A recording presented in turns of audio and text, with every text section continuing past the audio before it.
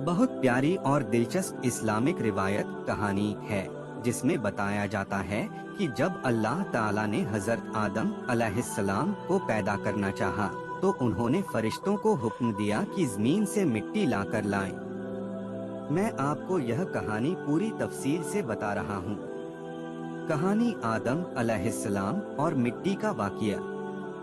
जब अल्लाह ताला ने इरादा फरमाया कि वह इंसान को पैदा करेंगे, तो उन्होंने जिब्रील अलैहिस्सलाम को जमीन पर भेजा कि जमीन के अलग अलग हिस्सों से थोड़ी थोड़ी मिट्टी लेकर आएं, जिससे आदम अलैहिस्सलाम को पैदा किया जाए। जब जिब्रील अलैहिस्सलाम जमीन पर आए और जमीन से मिट्टी लेने लगे, तो जमीन ने उनसे बड़ी इंकिसारी गुजारिश और डर के साथ कहा, ऐ जिब्रील, अल्लाह की कसम, मुझसे मिट्टी न लेना। मैं डरती हूँ कि इससे ऐसा मखलूक इंसान पैदा होगा जो गुनाह करेगा, खून बहाएगा और फसाद करेगा। जमीन ने अल्लाह के नाम का वास्ता दिया और गिड़गिड़ा कर मना कर दिया। जिब्रील अलैहिस्सलाम ने जमीन की बात मान ली और वापस लौट आए। फिर अल्लाह ताला ने मीकाईल अलैहिस्सलाम को भेजा। जमीन ने उनसे भी वैसे ही इल्तिजा की और मीकाईल अलैहिस्सलाम भी खाली हाथ लौट आए। फिर अल्लाह ने इसराफील अलैहिस्सलाम को भेजा। जमीन ने उनसे भी रहम की गुजारिश की और उन्होंने भी मिट्टी नहीं ली। आखिर में अल्लाह ताला ने मलकुल मौत यानी अज़राइल अलैहिस्सलाम को भेजा।